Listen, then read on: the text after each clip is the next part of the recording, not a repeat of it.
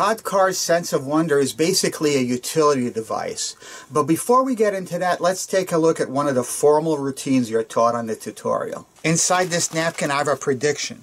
In a moment, you're going to have to select one of these flower cards.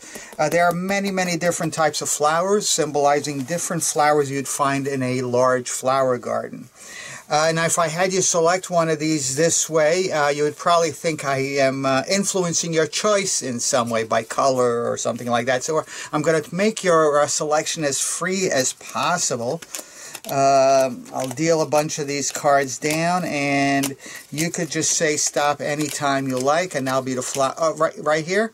Now, do you want the one I just dealt? Do you want the one in my hand, or do you want the next one? It's up to you. Or I could continue dealing and you could find a different one. It's up to you. You want this one. We'll leave it right here on my prediction. I want to point out you could have had any of these. You could have stopped me at any of these. We had the viola, the tiger lily, the water lily, the dihala, the passion flower. You could have had any of these things. But you selected the one right over here. Let's take a look at what you selected. It is a rose, and my prediction, believe it or not, was, I hope it was anyway, let's take a look. It was a rose, a perfect match. But let me show you something cool I learned at a class I took one time. If you take any napkin and you fold it up, wrap it around your hand quickly, watch what happens. You're not going to believe this. Give it a few twists. And watch as I make this into the actual flower you freely selected. The rose.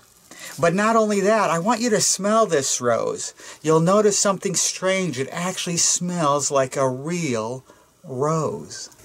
That was one of the routines you're going to learn on the tutorial, but there are other applications and handlings and routine ideas taught. But let me tell you what this is. It's a utility device. You get 24 of these flower cards, and they all look different, and you have someone select one. Like, the easiest way to select one is not actually the procedure you saw in the previous routine. Just turn them face down and have them take one. I mean, they really could take almost any one of these cards, and then look at it.